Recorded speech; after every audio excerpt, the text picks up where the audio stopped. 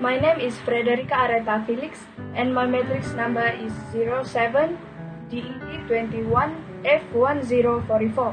My name is Nursiana Sofia Binti Poncohui and my registration number is 07DE21F1058. My name is Kimberly Liana and my matrix number is 07DE21F1064.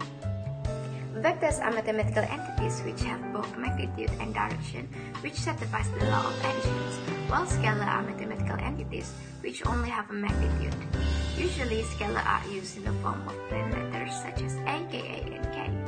Vectors is either bold letters such as X, big X, and V, or a small vector sign such as X with an arrow, or it could be also a small underline. Some will prefer the small arrow mark, while others will prefer the underline. Magnitude of vector or unit vector in directions of A are as shown in the slides. Lastly, quotient vector or radius vector or location vector. For example, the vector RR is the vector connecting the origin, usually denoted as OO to the location PP of a given point. Vector application in our daily life. First, military usage. A cannon is any piece of artillery that launches a projectile using gunpowder or other explosive-based propellants. The caliber, range, mobility, rate of fire angle, and firepower of cannon vary. Depending on their intended usage on the battlefield, different types of cannon combine and balance these traits to differing degrees. It is necessary to utilize a vector for the vector. Second, projectile. Baseball vector is employed automatically by players in sports such as basketball. Finally, they shoot the target or throw the ball at an angle which is accomplished with vector knowledge. Third, in gaming, vectors are used in games to store location. Location vector tells how far away the object is. The velocity vector indicates how long it will take or how much force we should apply. And the direction vector specifies which way the force should be applied. For force, torque, velocity, we need vector to calculate each vectorial unit. In a moving car, for example, the tire has mass, starting and end velocity, acceleration and gravitational, direction, friction force, and torque owing to rotation. We'll need vector to achieve the outcome. Number 5 is roller coaster. The majority of the motion on a roller coaster is due to the Earth's gravitational pull. When a train reaches a high point and subsequently descends, it has gained enough speed to overcome the gravitational force. With this speed, it will reach the top of the next hill. This process repeats until all of the trains are lost to frictions. Nonetheless, the train can continue to run as long as no point on the track is higher than the initial peak. The importance of force vectors, acceleration, and velocity in constructing a safety system cannot be overstated.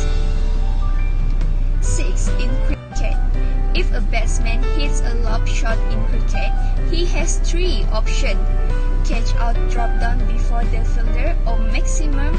It depends on the batsman's angle and velocity when he hits the ball.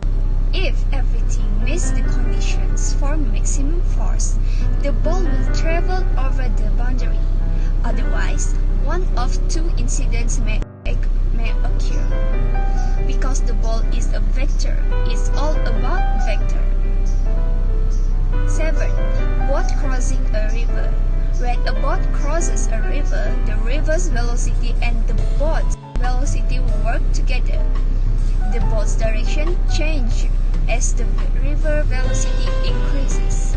As a result, the boatman determines an angle for crossing the river in order to reach the riverbank in a straight line. The angle is theta equal to cos -1 in bracket negative VR over VB.